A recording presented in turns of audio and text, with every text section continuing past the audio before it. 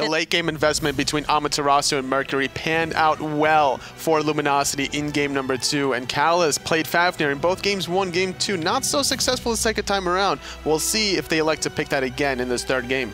Would it surprise you, though, for Rival to still prioritize the Fafnir pick? Because Analysts is he's shown that he is more than adept at this Fafnir selection. So do you feel as though Rival is making the right choices by first picking it up every single time? I think that they're doing a good job by picking it up in conjunction with the double hunter comp, right? They're making it work for the second pick, but this time after losing game 2, they elected to go for that first pick.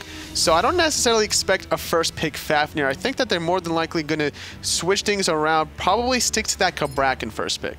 Kiki, do you anticipate Luminosity to try shaking things up a little bit, or would you just try and run it back? I think they should just try and run it back and do what they did, but I can see Rival picking Raven here, or I'm not sure actually, maybe Fafnir, but I don't think you'd pick Faf early against Jeff. I think Jeff will just continue with Sylvanas. And I think personally, Rival did a great injustice to themselves in game number 2 whenever they picked up Susano instead of the Raven in game number 2 whenever they had the Fafnir locked in. But this time, Fafnir yet again locked in. It seems that Analysts really likes this god in support, and this could also lead to the potential double hunter yet again. And it's not even just Analysts really liking Fafnir for a support. I think his team in general really likes having Analysts on the Fafnir, because you might as well let one of your the key players pick his favorite god. Having such a comfort pick, especially in a LAN environment with so much on the line, is really important as far as trying to find progression to the next stage. Luminosity to respond to this Fafnir pick. Poseidon was the counter pick potential for Baskin every single time. And against the Fafnir, it would make a lot of sense here to try to counter that, but it's going to be the Ra instead. Still has a lot of artillery compared to the Thoth in the second game, but instead now you're having a lot of that sustain option instead. I think they were just taking that Ra away from Wlfy. They banned it both previous games, but this one they just want to take it away again. So you really feel as though Luminosity is trying as much as possible to prevent Rival from picking up a mage in the mid lane? Yeah, I think they want to leave. They want to keep Rival in the same comps. They want to try and get them to play the double Guardian and double ADC. So if you're Rival, do you look to make the mage selection then within your next 2 picks, or do you just try to let it fly? I would personally. I love having a mage on my team. The turn from their ult on a mage is just ridiculous. Zeus is still open, Poseidon is still available, Toph, Nox, we've seen some of that option available. The world is basically at the team Rivals mid hands at this point. And with Raven still being on the table for Rival, because that is a jungle pick that EU has been leaning towards. It will be Ram and Vulcan selected, however, for the side of Rival. And Kiki, you called it. You said, go ahead, pick up that mage in the top 3 picks. And do you feel like this will work out significantly better? How's the Vulcan-Ra matchup in particular? I wouldn't know the matchup, but I don't think I would have picked the Vulcan that early. There was still Thoth, as you said, Thoth, Poseidon, Vulcan. There was still plenty up. They couldn't ban all of them. I would have probably looked for iceice's jungle pick, because I've already banned 3 of them out. Agree. The Vulcan is not one of these high priority mage picks. You're looking more on your MVP all-star iceicebaby to try to get off to a good early start, because it doesn't truly make sense for Rival as to how you're going to synergize with this Vulcan quite yet. There's no Odin pick, there's no Kabrakan pick to lock people into a little corridor or a cage. So the question is now, Luminosity, they're going to take away some of the setup potential for this Vulcan. And can we expect to maybe see the Raven ban as well from Luminosity? I wouldn't be surprised, actually. Yeah, I think they should. I think it's a really strong pick. There it is, the Raven ban. I completely agree with Luminosity's decision-making there. You don't want to allow that setup potential, like you just mentioned, totally to go through. And Rival trying to take a hit at the Hunter, but I'm not necessarily certain that HughZ the way to go. Well, depending on the way BaRRaCCuDDa would want to play it, HughZ has been making work done on the side of Emilito. The start of the back harpies into the red is a pretty good one comparatively to teams that just start in the lane looking for that purple buff invade, especially when your support goes for that Bumba's Mask pickup to help clear the red. Do you think that there's a slight possibility, actually that Geb selection immediately removes my next chain of thought was possibly Jeff on that Amma, but Jeff is going to opt for the Geb, which, what kind of Hunter would you like to see paired with this, Kiki? Oh, I don't think it really matters. BaRRa's just that good of a player that I want him to pick pressure, but I think it doesn't matter. BaRRa's just that good of a player. A lot of these games thus far have been dictated by BaRRaCCuDDa staying in the dual lane by himself in a 1v2. So we're more than likely going to see Jeff start off in the mid lane on this Geb anyway. It doesn't truly matter what BaRRaCCuDDa is going to be left alone with. Unless it's the Kusumo. The Bellona selection for, I'm not even going to acknowledge the HughZ, but I already know Bear's trolling with that one. But the Bellona, as far as Rival is concerned, going to Deathwalker, do you think that that was the best selection possible here for against Luminosity? Well, he wrecked on it at Gauntlet. I don't know why you would have played it in the first 2 games, so I hope he wrecks on it. I tip Rival to win. The most important game, Deathwalker with his Bellona, I gotta give it to Rival. You gotta give it to Rival. All right, well, we'll find out what happens next as we go into game number 3. We've got Hindu, we've got HughZ, and all the fun coming your way. Thank you very much, Analysts. All the Analysts pretty much seem to think Rival's got this one in the bag, Hindu, but I don't know. Luminosity on some favorite picks. Comfort picks for both teams again. This is sort of a repeat of game 1, different strategy involved. Love the idea of Luminosity going for Ra right early on. It seems a bit strange at first when you think of the god pulls that were available during the starting picks, but the difference is that with Fafnir locked in straight away, Sylvanas can't be picked then, which means you've got the sustained advantage unless you're going to have to try and force it elsewhere for Rival. The thing with Ra as well is it's a little bit hard to land a lot of your abilities. You know, your primary damage coming out of your 1 and your ultimate, hard abilities to hit, but you look at the side of Luminosity and how much setup they have. Amaterasu, Mercury, Geb, even Skadi provides some CC. Skadi's going to be a big problem in this one for the team of Rival, because that permafrost, when that's on the ground, it's going to shut down Susano's mobility. It's going to cause problems for Wlfy if he wants to go in for the backfires, because he'll slip and slide all day.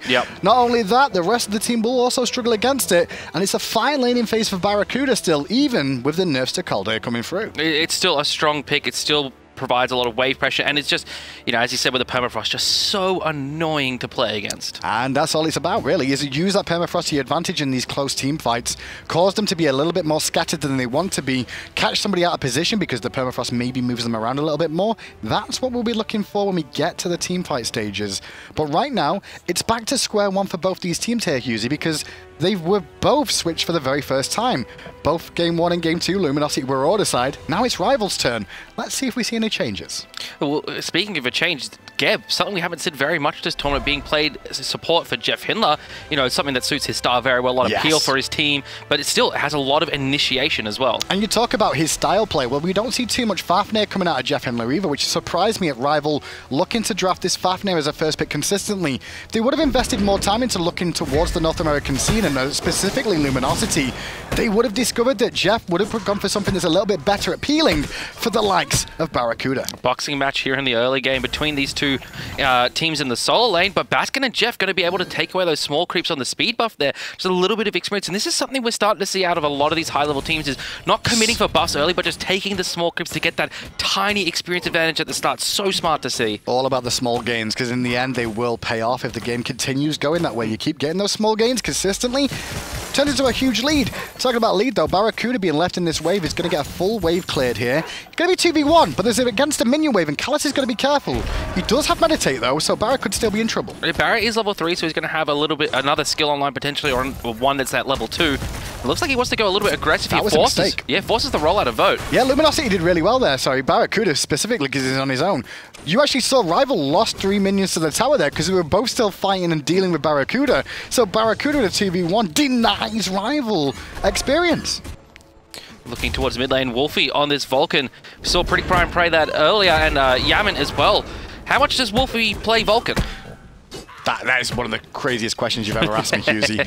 Him and Pretty Prime are probably the best, most well-known Vulcan players in Europe. Pretty Prime has been known and has been seen as time's gone on. I'm hoping Wlfy can live up to the standard that he's known for over in Europe today. He's hit some major, major earthbreakers in this game as time has gone on. If he can do it in this set, it could be really important for them as well. But he's got to position himself well against the backline of the Mercury that's always going to be trying to chase him down. And it gives the team of Rival a little bit more of this late game as well. You know, they've got Vote on the Ram, which is late game, but what the Vulcan provides is a lot of area late game damage. We see how much those meatballs and backflats can hit for in the late game. And that, I think, is really good for them to have. You know, last game, they didn't really have that much late game, and they allowed a full late game team to Luminosity, and then they just gave up so much pressure. The Mercury was able to carry. Now, they've got a little bit of that late game potential themselves. Precisely, and that's where the adjustments have happened. Talking about adjustments, 3 members of Luminosity in mid catch out iceicebaby. Scary. He has to get beads, as Skadi's been bullied in the solo Getting bullied in the solo lane, but Deathwalker still has a full minion wave there to contest with. He has hit level 5 though, but I don't think he's going to go for the solo kill just yet. That'll be a very, very ballsy play. Standard matchup though, Bellona is going to dominate in Amaterasu in the early stages of the game. SkadiD knows this matchup well enough, he's been against it enough times. However, Rival, last game, they went for a cheeky Oracle's attempt. It could have been a gold for you. This time they're going for the gold completely. Baskin's not level 5, so he doesn't have the snipe online to contest, and Rival take the first Gold Fury. Very smart call out of there, out of the Europeans. Great call, and one of the biggest effects of that was having Callus there with that Dragon Form, being able to coerce the team, giving them extra power that they needed. iceice a little bit aggressive in the snipes! Vote MBK hits the last one, but iceice has got the basic, the in-hand to get the kill onto BaRRaCCuDDa. First blood to Europe. But credit where it's due to iceicebaby yet again. He is the initiator for this team. He is the real true carry of this squad. He sets up so much as time has gone on. He's growing into a very, very dangerous jungler. Exactly right. And BaRRaCCuDDa, they're not level 5, wasn't able to get off his ultimate, but even still, didn't have anything to protect himself against a CC coming out. No way, he had beads online. Did have beads online, but I don't think beads would have really saved him in the grand scheme of things. He was hoping that Jeff would get there in time. If he holds the beads, they could turn that one around. And now Luminosity looking for a return here over on the right-hand side. Dazzling offensive comes out, but Deathwalker wants to go in. Sonic Boom from Mars. Deathwalker feeling himself a little bit too much there. But the problem is, I think Luminosity will feel themselves even more in a second because they might be going back towards the fountain. iceice and Callus are in, and Scary's going back as well. It was all a bait, calculated, as Deathwalker would say, trading himself out there 1-for-1. But still, Luminosity get themselves a kill, which I think is all right, you know, trading 1-for-1 there, because it does get them kind of past that mental block of getting the first kill. Speed buff, though, is going to be invaded here from Rival, and it looks like they pick it up successfully. They do, and they also do a nice bit of poke damage onto Mask, which will force him back to the base, on top of the fact that they can now steal the blue buff as well. No sustain available for Mask to be able to continue to farm up that one. So the answer back from Rival there, honestly, it was a misplay from Deathwalker, if anything. And by misplay, he could have walked away with the Eagles Rally. There was no way for Luminosity to collapse unless we saw Mask dive the tower with the Sonic Boom. If he wants to go for that one, I'm pretty sure Rival would have come out a bit better off. Instead, he was looking for the highlight reel play, 2v1, get a kill. Unfortunately, it ends up into a highlight reel play for Luminosity. Fire Elemental is going to be taken here early by Rival. We're seeing a little bit of a lead for them here early after that first blood and gold for you, about 2,000 gold. It's funny because game 1, the Elemental conversation on the right-hand side was all in Rival's favor. Game 2, the Elemental conversation was all in Luminosity's favor. Game 3, there's no conversation. Rival have just controlled most of them right now.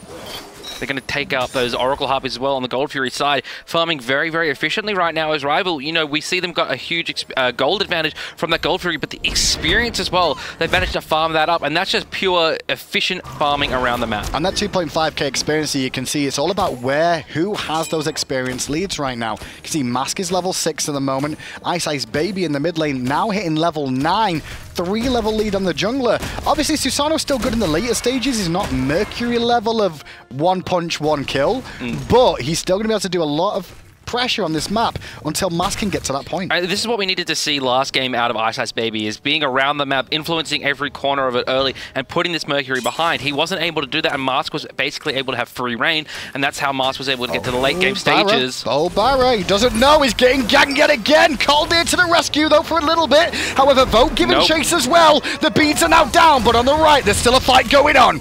Vote picks up the kill there in a 2v1 situation against BaRRaCCuDDa. Jeffhindla managed to pick up a kill on a Wlfy in exchange with the rest of his teammates, I should say, assisting him there in the mid lane. It's actually an even trade across the map, that, because of the fact that Wlfy's going to be very instrumental to the magical power and the late game burst damage that Team Rival are going to have, whereas killing BaRRaCCuDDa for the side of Rival is giving some more free farm to Rama to hit his stride to be able to continue to fight against Skadi. I have to say, I love what Rival are doing though. They're putting Mars behind, they're putting BaRRaCCuDDa behind. When you look at last game, who really carried Luminosity through that game? BaRRaCCuDDa and Mask. You got to give most of the credit to Mask there. He did a game-changing Sonic Boom that just swung that game completely in favor of Luminosity.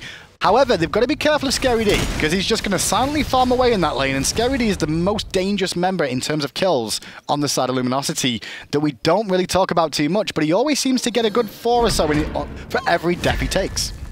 That's really kind of odd to think about when you think back historically about ScaryD on this roster and his initial struggles in the solo lane for this team, and now he's being seen as potentially the most dangerous member of that squad. Insane progression there from the solo lane of Luminosity. Speed buff being started up by... No. I was just watching Rival there with 2 members like, please don't go aggressive on this. There's 4 members there. You're warded to high heaven as well. You don't have any vision yourself. So they do end up falling back as, once again, look where Ice is. Yep. BaRRaCCuDDa doesn't know he's there. Okay, the wave spotted him out. He does know he's there now, but still, he should be all right. Ice and Vote spotted out by Jeffhindla as well. BaRRaCCuDDa basically protecting his tower. So this is actually going to put BaRRa behind and Jeff behind a little bit more by having iceicebaby in this lane. Jeff is going to have to sit in the dual lane a little bit more, and he's being pinned to the Wlfy side of the map, which can create some pressure for Rival on the right-hand side if they see it. But you can see right now, Deathwalker's still fighting. Mask has that sonic boom, and he was looking for it, but Deathwalker's just too healthy right now. Just too healthy, not far enough up the lane, but it means Rival's going to go ahead and look for this Wlfy. Mask was around that right-hand side, but Mercury, a lot of mobility, can get over to from one side of the map to the other very, very quickly. Now Luminosity have some ward control on the Wlfy, so they will be able to know that Rival's in this area. And that was more down to a ward spot the Rival had around the speed buff area of Luminosity there. They saw the rotation coming out from Luminosity, so thought if we go to gold here, we can either get it or have a fight, which will be 2v3, 2v4. Problem was is Luminosity's rotational ability with Rama and Mercury seems pretty good. Pretty damn good. Oracle Harpies being started up by Rival. Mask looking for a sonic boom around the corner, not going to find it, but now this means Luminosity can take vision control over the Wlfy pit with this Oracle Harpies. Mid-camp's going to be started up here as well by LG. 1 for 1. No, both went the way of LG. You are correct. I love the fact that we can see that now. We don't have to have guessing games. The little ghost effects that come up, blue or red, will signify which team actually got them. And it's good that Luminosity secure that. They're starting to build back up the gold differential between themselves and Rival, and importantly, the experience difference as well. Mask still 3 levels behind iceicebaby, however. He is still 3 levels behind, but at the same time, it's still a Mercury. So the longer the game goes on, he will still hit critical point at some point. It just delays that. That's all that's happening right now.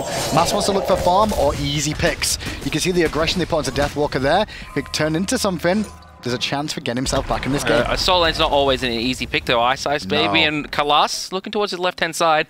Just keeping pressure on Luminosity away from this Wlfy. Now they're starting up. Look at this huge damage coming out. And there's the ultimate from the Vulcan. Going to secure that one for Rival. Their second of the game. Love the call from Baskin to try and fire the snipe over the wall at the end, then just try and catch it in the end and get the kill for themselves. Deathwalker on the right-hand side, that was getting pressured heavily by ScaryD, but he's happy to take a boxing match if it means Scary can't rotate to that fight at the Wlfy. Importantly, Deathwalker's hit level 12, Scary hasn't, so he does have a second relic slot available when he goes next back to base. And this is just a game of who backs first, because there is pressure advantage there.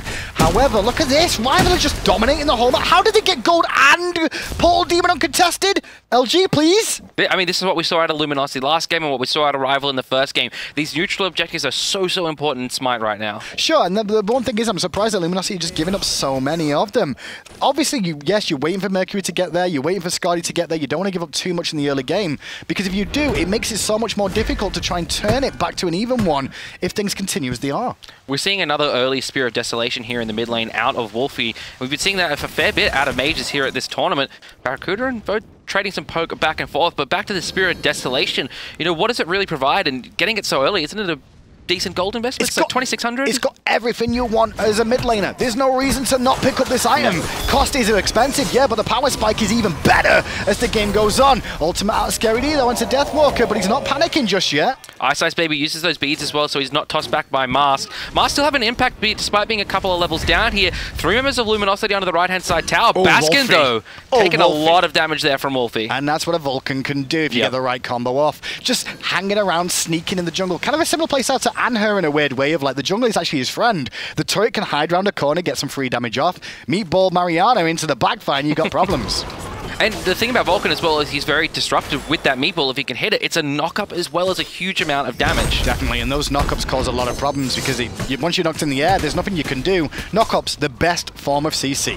Jeffhindla pulled back there by iceicebaby. Here comes the Typhoon, and all of the ultimates are coming up now by Rival, just investing them into the support play, and they can do it at this stage, and they're looking like they might even find a kill into Skadi. They do. Mask gets a Sonic Boom, but not before Wlfy picks up his second. And Wlfy getting the double KO is so big for them too. We mentioned the Spirit of Desolation already. He's already got decent build with terms of pen, power, and he's starting to swing for the houses now. I love the idea of Rival to siege the tier 1 tower too, because there's no other pressure on the map that Luminosity can answer back. No Gold Fury available, because Rival have it. No Portal Demon available, because Rival have it. No red buff available to steal, because Rival have it.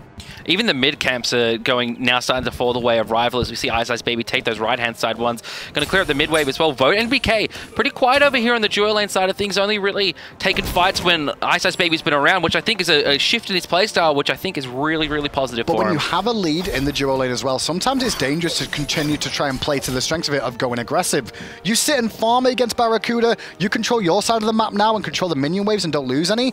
BaRRa is going to be under-leveled the whole time against you as long as that continues. It forces BaRRa to make something happen. And as well as that, it keeps BaRRa under-leveled against you, and it keeps him under-leveled against the rest of your team, and away from team-fighting situations, which is where he really shines and where this roster of Luminosity really shines. And Vote's job this game is to contain BaRRaCCuDDa. Don't give up the tower on this left-hand side. Just continue the pressure, just continue to farm up. But at the same time, Luminosity have to correct some issues, and that's why you can see Mask on this side now. He does have Sonic Boom the whole time, and with playing a Mercury, you have the potential to ult from behind a tier 1 tower, and sometimes not even get spotted before it's too late. He's got on this stone-cutting sword again, so still playing for the late game here, investing in a relatively expensive item, just trusting in his team that they'll be able to survive to a stage where he's able to make a major impact. And Rival, just like Vote NBK on the left-hand side here, just continuing to farm up, they can just take the foot off the gas for a minute now. There's nothing in the jungle for them to go and contest, other than the speed buff that has spawned from LG. Could be a risky one for themselves, especially with 2 still in the mid lane, and 4 members of LG are here. Deathwalker dashing towards the side of Luminosity. He got it. He got it. He stole that away. And now Scary's in trouble. Scary forced to the dazzling offensive. Mask looking for the Sonic Boom, but Skadi's already dead. There's nothing there for Luminosity. A free kill here for Rival, and this is just incredible to see out of a team that last year was one of the bottom teams in Europe. Yeah, well, to be fair, this is the story of Europe. We talked about this was a David versus Goliath, but the problem is I think Rival have secretly been bodybuilding and steroiding behind the scenes because they're the Goliath right now. Deathwalker going in again. Here's the ultimate from Wlfy. Who's it going to hit? It's going to hit 3. BaRRaCCuDDa's one of them. Sonic Mask. Oh, Mask. Oh, Mask. You legend. The Sonic Boom was good, but Vote snipes were even better. And now it's a 1-for-1 with the tier 1 being pressured. And there's nothing that Luminosity can do here. Baskin can clear the wave, but Rival's so tanky. Mask was actually stunned there. Good shield from Jeffhindla, and the heal from Baskin will keep him healthy. And now it looks like Mask actually might want to chase these guys down. But round the corner was waiting Wlfy, and he just got spotted out in the nick of time. Well, that could have spelled demise and doom for Mask. Bad news for Luminosity again, though. Gold Fury's just spawned, and look at where Rival are. On point and on time. Oracle Harpy's going to be here as well, so a huge amount of farm is going to swing the way of Rival, unless Baskin can get some kind of monster steal here, but good discipline from Rival to disengage and unleash that Gold Fury. iceicebaby now all up in Baskin's face, and nothing Baskin can do there. But notice what iceice did there. He went onto the run, he would have potentially been able to solo Baskin with no issues whatsoever, but as soon as he sees that Skadi and Jeff were alongside him, Gold Fury goes down, immediately disengages. Rival are like the second coming of Aquila. They seem to be the second coming of Energy as well with how they're playing. Another European team that just came out of nowhere. Oh, well, look, if they make it past this round, we can start making the comparison to Energy, because Energy didn't make it past the quarterfinals, falling to Obey. And the winner of this game actually faces off against Obey. That is true. They are going to be up against Obey next, and that's one thing that Rival, they won't be thinking about that right now. You heard the interview a little bit earlier on with iceice, actually, who was just talking about the situation of like, listen, we've not prepared for any particular team because we don't know who we're going to face. Yeah. Obviously, they would have practiced a little bit more for LG, knowing that was going to be their first set here. But they've not done anything too crazy that we've not seen happen before. Portal Demon being starting up again by a rival. Luminosity hanging around this area looking to contest it. They have to defend this one now, and they will steal it away. I believe Baskin was the one that got it, but Baskin could be in trouble because iceice is waiting for him. And Vote is here like a lawnmower, cutting through Luminosity. In jumps Kalat. There's the Vulcan ultimate as well. Vote up in the sky looking for Baskin. One snipe, two snipe misses, but here he is. Rolls forward, picks up the kill with the auto attack, and now he's looking for Skadi, who's trapped in a wall. The dog comes out from BaRRaCCuDDa, but he's the next target on Rival's hit list. Ban Vulcan against Europe. If you need a memo for that, you've pretty much got it now if you're watching at home. Vulcan cannot get through against the likes of Wlfy and Pretty Prime because they are causing so many issues for the North American teams. Right now, Rival are going for the Fire Giant again. Am I having deja vu of the last two games here, Hughes? Yeah, it just seems to be a one-sided match either way. You know, first, Rival had the advantage in Game 1. Then Luminosity looked unstoppable in Game 2. And now, Rival, again, just cutting through Luminosity like paper. Credit where it's due, though. There's all the players in the team are playing well, but iceicebaby, for me, is going slowly under the radar. He's the one that is setting up most of these engagements time and time again. You saw the pick that he did onto Baskin there after the snipe came through. They did get the Portal Demon, but what iceice did was he patiently waited for Baskin to rotate to a position where he was outside of the heals were down, his escape abilities were down, his damage was down, and then the team collapsed and forced Luminosity to take a fight that they really didn't want to. It's so hard to play as a Ra against a Susano because he could just stick on you like nothing else. As you were saying there, Ra's got no escapes, and Susano, he'll just run at you. He will run at you, press the W key, press his 1, his 2, his 3, his 4, and you're dead. Yep, especially because the extra mobility for every one of your abilities that are down. Your passive kicks in, giving you the extra movement speed as well. Big thing now for LG, keep an eye on what Mask is doing, because what Mask is trying to do here is catch up in farm and get as much as he can. The problem is now there's 3 members of LG all trying to do the same thing on this right-hand side, because they all recognize now that this is farm what we can to try and get ourselves back into this one. We can't defend tier 1 towers, we've got to give them up. But look at mid lane, what is iceice and Callus doing? They were looking to pick Geb there. For a second, I actually thought they were going to get him. Instead, the 3 members on Deathwalker. It's taking a very long time to kill him. Oh my god! Oh my goodness! Deathwalker going in! And that was against 3 members of Luminosity. Still another one on the way. Deathwalker standing, juking his way out. BaRRa's on the hunt though, and he wants to pick up the kill. He'll get it, but Rival get the win. Why, HughZ? That was the highlight play Deathwalker was looking for. But look at Rival now. Left-hand side, Phoenix falls down. Middle towers is going to go down as well with this Fire Giant buff still on Rival, but Deathwalker, that is a solo lane play right there. Sacrificing yourself for the greater good and even making the fancy play there and taking out one. And you talk about the greater good, it's not necessarily about getting the kill, like you said. It's all about stalling the enemy team. They can't push for a tier 2 with 3 members then because they're all trying to fight him, which allows Rival to get the tier 2 in left, the Phoenix in left, and then also the tier 2 in the mid lane. Great play from Rival, good communication from the squad as well to recognize where the danger threats were and how much they could hold on to and keep a grasp of this game. You know, Mars, he hadn't died before that, and he was like starting to come back a little bit in this farm, but that's just put him behind now. I don't think there's a chance for him to catch back up to iceicebaby. I mean, already, you know, 10, 11,000 gold and experience differential, but we keep saying this Mercury late game, you know, let's see what he can do late game, but it doesn't look like Rival's going to even give Luminosity a chance to get there. Well, remember when Bellona wasn't picked at all in the solo lane this year? Deathwalker made it happen again, and Deathwalker once again is showing that it's still viable and it's very strong at all stages of the game. It's one of the reasons Rival love to draft it. It's just a pick that does everything. It does so much of what you want. You know, the disarm is a huge part of its kit that's not even really talked about that much, and that just shows the strength of the character. Well, we're not even talking about itemization yet, what Deathwalker's got into here, but this is all shut up Mask, you're doing nothing. Shut up BaRRaCCuDDa, you're doing nothing. He's got so much health in this build that even though we can see BaRRa's build is good, he's got no chins. One of the best things against health builds is chins, and no one has it just yet. And now Rival looking for this right-hand side Phoenix. Daylessing defensive was used. There's a Sonic Boom as well. Up in the sky goes for MBK. 1 snipe, 2 snipe, 3 snipe. No kill just yet for Rival, but they are still looking for the Phoenix. iceicebaby picks up Mars. Good Geb Cataclysm there, but the Vulcan ult comes through. Deathwalker taking a lot of damage, but it doesn't matter because all the kills are falling Rival's way. Jeffhindla will fall down here, won't escape. Neither will the Phoenix on the right-hand side, so Rival get a kill. rotate towards mid. Mas tried to make a really good play with that Sonic Boom there, but he got no support because the rest of Bye-bye, Rival Baskin. completely ignored him as Ice gets a double. BaRRa's dead. Bye-bye Baskin, They're bye-bye gonna win. BaRRa, bye-bye Luminosity. Rival get the DSI, iceicebaby with a triple kill, and Team Rival with a 2-1 victory over Luminosity. They're moving on to the semi-finals to face off old foes Obey. They can be so happy with themselves too, because I'm not joking when I said their gauntlet run continued this week. The gauntlet was great for them overall because it got them in good stead. They found their winning strategies and the LAN performances were great, gave them that warm-up, but then having to face off against someone like LG took Obey to a 5-game set. Like, that's how crazy. Energy to a 5-game set. That just shows how strong they really are at the highest level, and that was only a couple of months ago. Are the top teams really falling though, HughZ? Is it time for the new blood to come through? That's what it's looking like. I mean, that's what we love about esports. You know, you can have these new players come through at unexpected times, and Team Rival, they're looking like the new hot team. They've got the momentum from the gauntlet, which, you know, saying we're continuing that gauntlet run, that is such an important part in competition, is having that momentum, having that belief in yourself going forward. When you're hot as well, and that's exactly what Rival are now, going in towards the semi-finals, facing off against Obey.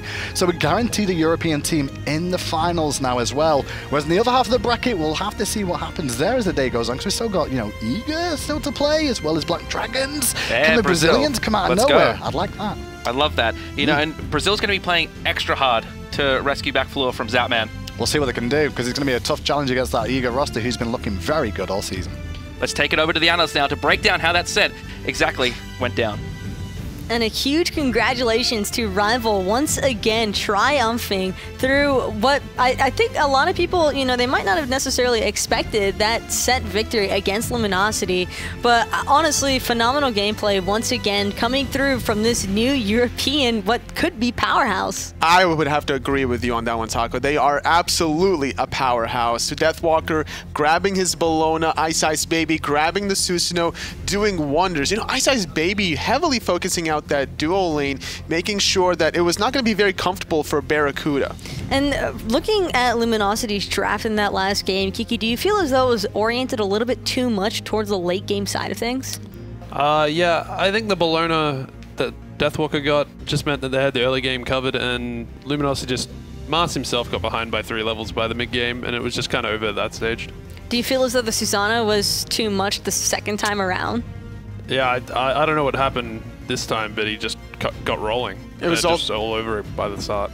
It was all the Gold Furies on the side of Rival. They found 3 free Gold Furies, just no possible contest from Luminosity. And when you can't give a team 3 of those objectives and expect to be having an easy mid game. And a free fire portal as well, and letting the portal demon fall down at such an early stage of the game. I mean, by the 15-minute mark, Rival already had nearly a 10k gold lead over Luminosity, and that is pretty significant considering at 15 minutes, you're not really expecting to fall nearly a k behind per minute. No, not at all, especially after that Portal Demon steal, which was a nice little snipe from Baskin on the Rama, but without that ultimate, it was very easy for the rest of Rival to commit to that team fight at around that speed buff area, find 2 picks, and then instantly go for that Fire Giant. And there was a lot of punishment that seemed to be emphasized onto Jeffhindla in this Geb. He just really could not get rolling on it, no pun intended, but the shields and the cleanses were just unable to find any sort of effect, especially against the likes of Deathwalker's Bellona. But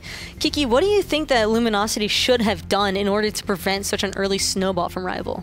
I just think they should have picked earlier gods. I don't know, they picked Amy, Merc, just too much late game, and it just, BaRRa got behind in duo, and from that point it was all over across the map, to be honest. Unfortunately for BaRRa, he did not have a good time because of the snipes from Vote, which worked really well with the ganks from the early pressure on iceicebaby Susano. And this was really the first time around, too, out of these 3 games that were played by Rival, where you really got to see Vote actually come to play. I don't really feel as though he was too heavy of a factor. He was definitely doing his job in games 1 and 2, but the second time around, alongside the likes of iceicebaby, Vote was just an absolute nuisance with those ROM snipes. And he got a level advantage with all the pressure that iceicebaby has helped them get in that dual lane, even rotating back into the soul lane, finding a little bit of redemption around that 4-minute mark after Deathwalker got unfortunately ganked in the 1v2 scenario. And again, Susano on the iceicebaby, just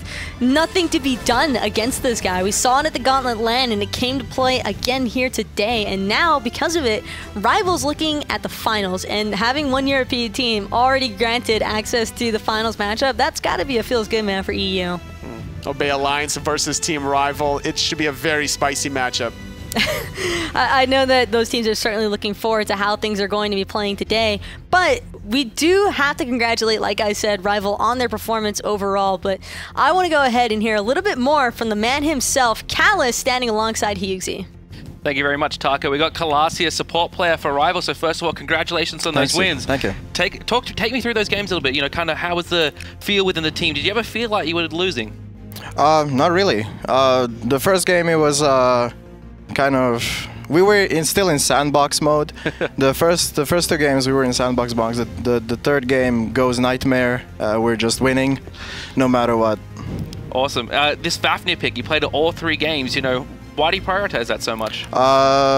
Ever since he came out, I said he is broken. He cannot go more broken. Yeah. I love Fafnir. It's fun being Dragon. iceicebaby really went off that set. Talk to me a little bit about what he brings to the team. He brings ganks. He's ganking a lot. Does sort of like adapting. He's kind of like tries to loop around, but if it's not possible, then he goes in first if he has to. Mostly plays assassins. Wouldn't really play like supporting something like Odin or Athena. That's pretty much it.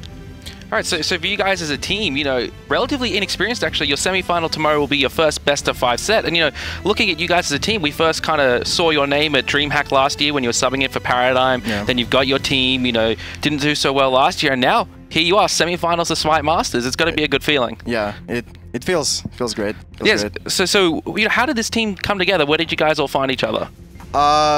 Actually, it was kind of by luck. Yeah. Vote just randomly logged in, and Deathwalker just invited him.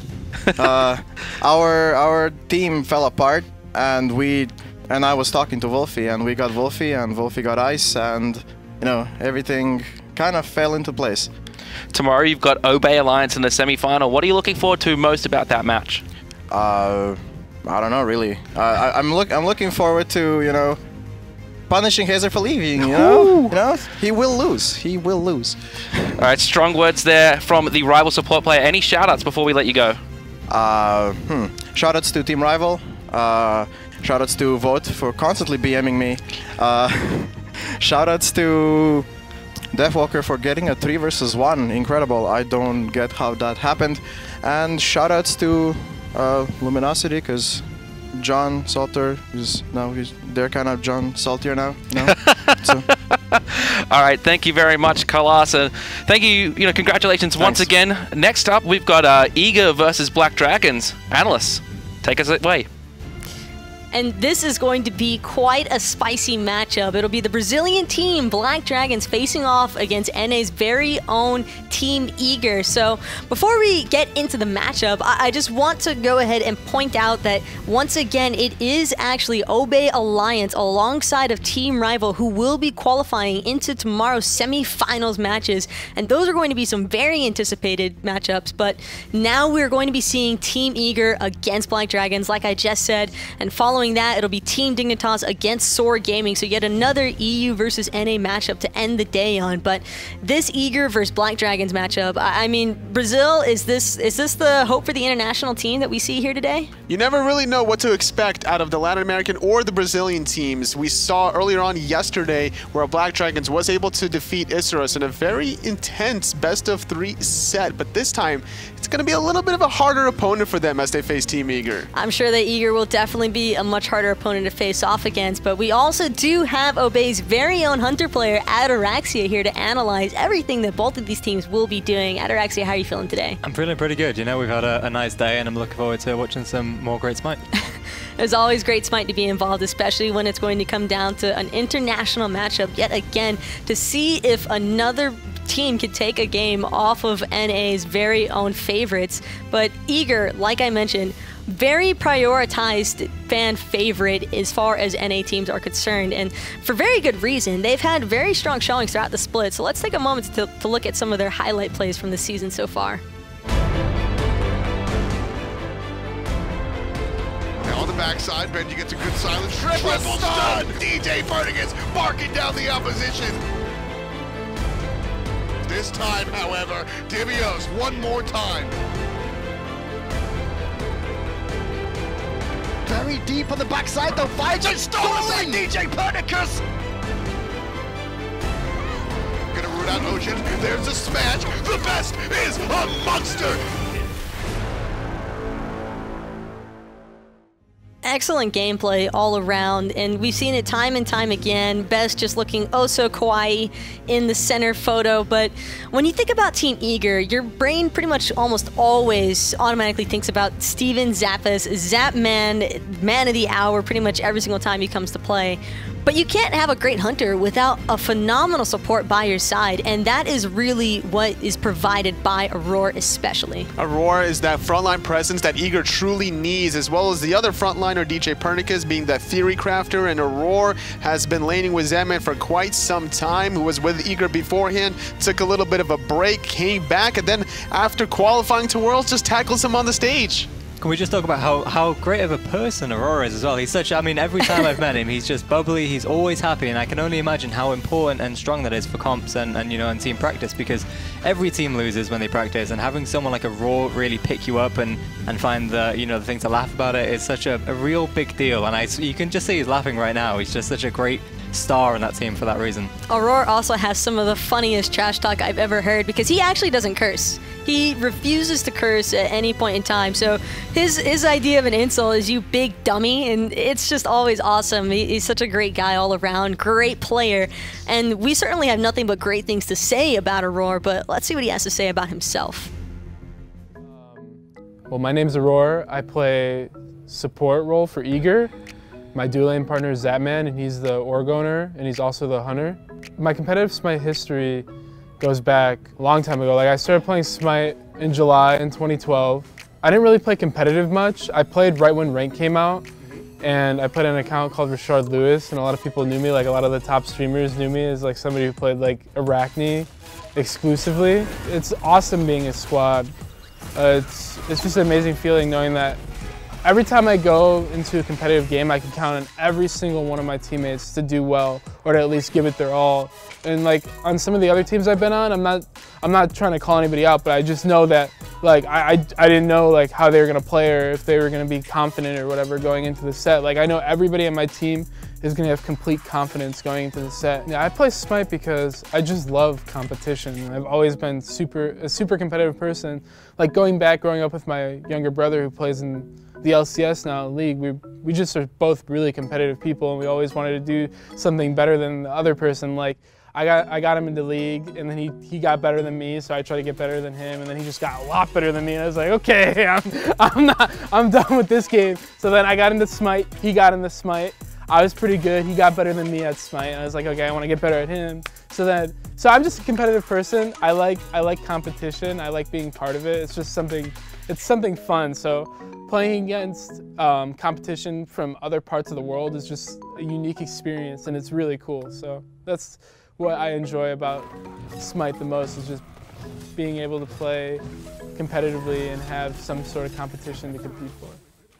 A unique experience getting to face off against international competition. So you already know that Aurora is definitely looking forward to this matchup, and what better matchup than knowing that he'll be facing off against Pibe, the Guardian player for Black Dragon. Very strong Guardian indeed, paired up with Marcel's in that dual lane, trying to figure out the right matchups to get off to that early start. A lot of respect onto that dual lane comparatively to any other region.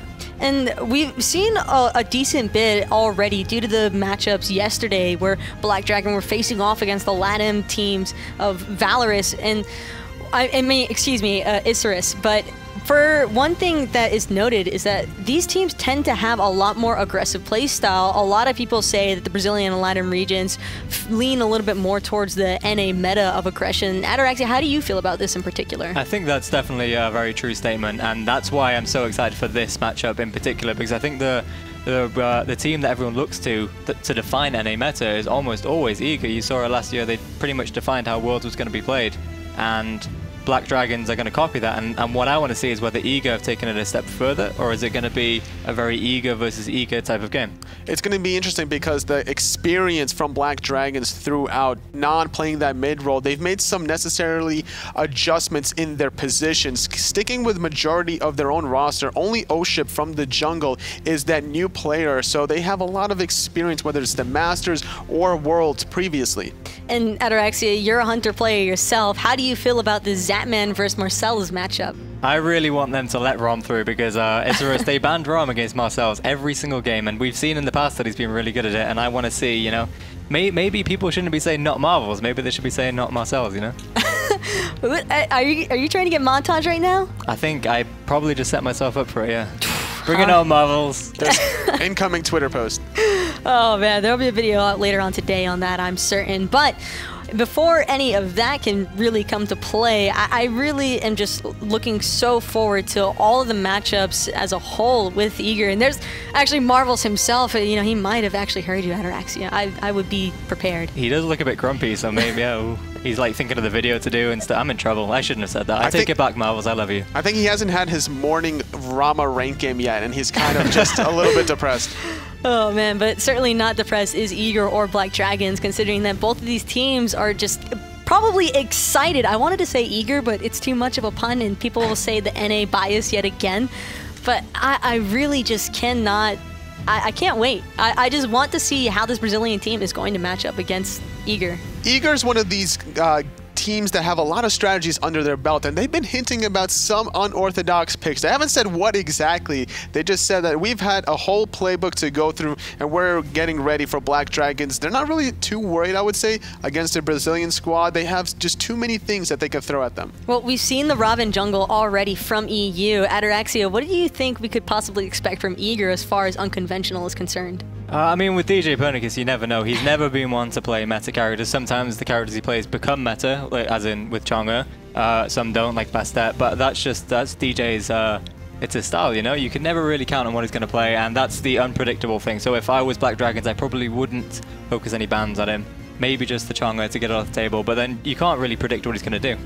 And I know that you can't really call anything that Eager is going to do as far as playstyle or drafting is concerned, but can we maybe be more predictable? Or is Black Dragons, you think, going to be a little bit too predictable for Eager? It's hard to say, really. We only got to see what they were going to do against Isurus, and maybe they'd prepared specifically for them, and they knew which picks they could hide and stuff. So really, it's hard to say until we get into the draft, you know? I feel a lot of teams, if they feel they've got a good matchup, will hide picks ready for the big one, and this is their big one, you know? If they want to get far in the tournament, they've got to go through Eager, so anything they've got to bring out here. You know, we've been talking about the Hunter matchup for a long time, Marcellus against Zatman, but don't forget, HughZ against Divios is an important one to look at as well. Divios loves to box and loves to brawl, and HughZ is also considered a very aggressive solo laner in his region, so I wouldn't be surprised if, you know, Osiris is high priority, Robin, between both of these two teams. Can we expect to maybe see the Bellona being a high priority? Absolutely. I would absolutely love to see Divios or HughZ on a god like Bellona, or just any sort of aggressive god. It's always a fun sight just watching two solo laners kind of just slapbox each other and farm up all that fake player damage, as Hunter players like to assume. You always want to be top damage. Well, always, you know, every time I'm in a team fight, I'm pressing T to make sure now they put it back, you know, to see if I'm top damage and stuff. And, how good does it feel to have the T screen back? It's pretty great, you know, like I'm quite an egotistical person. I try to hide it, but... who isn't? That is true. I don't think you can do this if you're not. And yeah, you know, every team fight we do, press T. Am I top damage? Yes, I'm doing my job. Doesn't matter what my KD is, top damage, it's all good. But HughZ, his Raven yesterday was very good, and I think we're going to probably see a matchup like Raven versus Bellona. Or Divios is he's developed his own signature style where he plays almost a Dimmy type solo lane, where he picks characters that are great for team fights like Terra that necessarily lose lane. And it'll be interesting to see whether Divios is going to go in for this full pressure meta right now, or keep the eager way and play something for the team. Definitely a great theory crafter is Divios. Honestly, the whole of Team Eager likes to theory craft. They know what strategies works on the general battleground and what works specifically for them. So Divios, his playbook is definitely going to be very thick. And Divios, that's not the only thing that's thick about him. He also has the most beautiful hair lately. I am so glad that he's letting it grow out finally. It's a sight to see, and I just think that it's so suited for him. And it's absolutely wonderful, but that's not the only wonderful thing about Divios lately. It's just been his playstyle in general. I absolutely love it every single time he comes out, because whether it's the Guardian or the Warrior, you know that he's down to just slap box away, but I think he's probably one of the smartest solo laners that we've been able to see so far. Absolutely. Coming from the COG Red days, picking gods such as Giannis in the solo lane, just wondering where he's really going to go with the direction of his picks and bans. You can never truly expect it. Not only is his god pull unconventional, but also his rotations. You never know the timing of it necessarily, and his mechanics, just the ability to hit the skill shots, what makes him such a powerful threat, because he knows that when he can get in, fight, go for a tower dive in the tier 1, then just get out with that 1 health. 1 health.